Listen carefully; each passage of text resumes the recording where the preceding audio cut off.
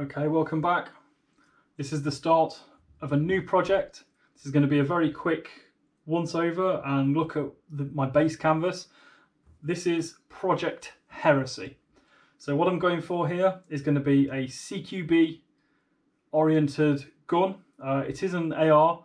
I've already removed the buffer tube and the stock.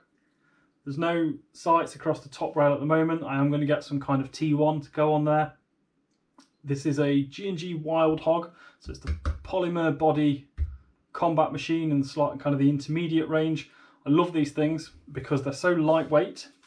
They are single-sided, not ambidextrous, and when you get them indoor with it only being a 7-inch rail across the top here, it's just so movable. You can really, kind of get in, and I mean to be fair, when you look at it, there's no stock. I'm going to be running it kind of like that. I can really get in tight on it.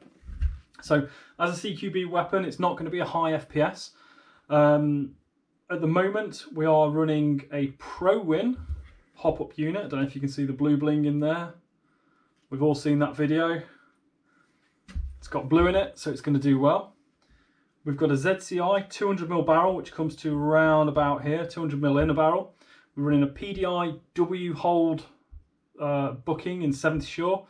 Obviously, we don't need mega stickiness. We're not going to be hopping for, kind of 80 odd meters. It's a CQB weapon. We're going to be hopping about 20 meters max. Got a suppressor on there at the moment, just for looks. I do have the Wild Hog end, but the way this is going, I do want the suppressor on it, or tracer for indoors. Got a quick key mod grip on there. That came with the base gun as I bought it. I did buy it second hand. The key mod grip, I'm not a fan really of kind of horizontal or even the angled grips. If I'm going to grip, normally I'll grab around the kind of the magwell when I'm indoors, just because you're that little bit tighter. But we'll see how it goes, because you do get a bit more kind of snappy control out of it. There is what I believe is an FMA ambidextrous mag release catch. That's coming off. That's going. I've already swapped out the charging handle spring.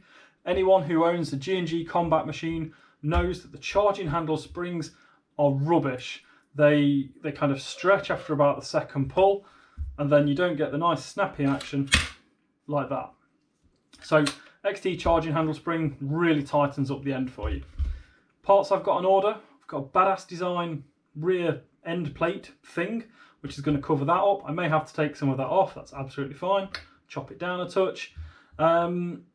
And then for the engine, obviously I've got these hanging out. They're coming out.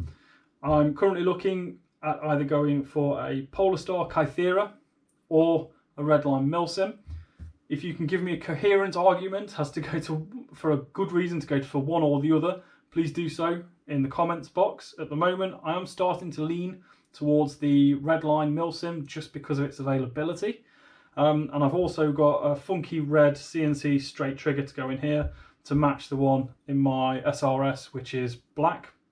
So this is a bit of a throw me together build. None of the parts yet which have gone into it were new.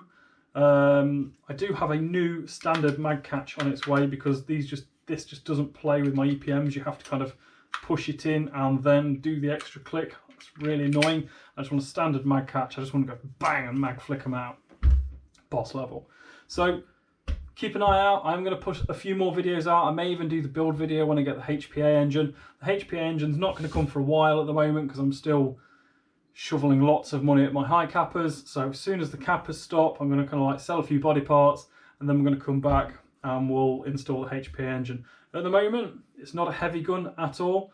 I can't wait to get the rear end plate and show you how that fits. Badass design I've been keeping an eye on for a while. I saw them bring these things out, and I've always said I want to build one like that.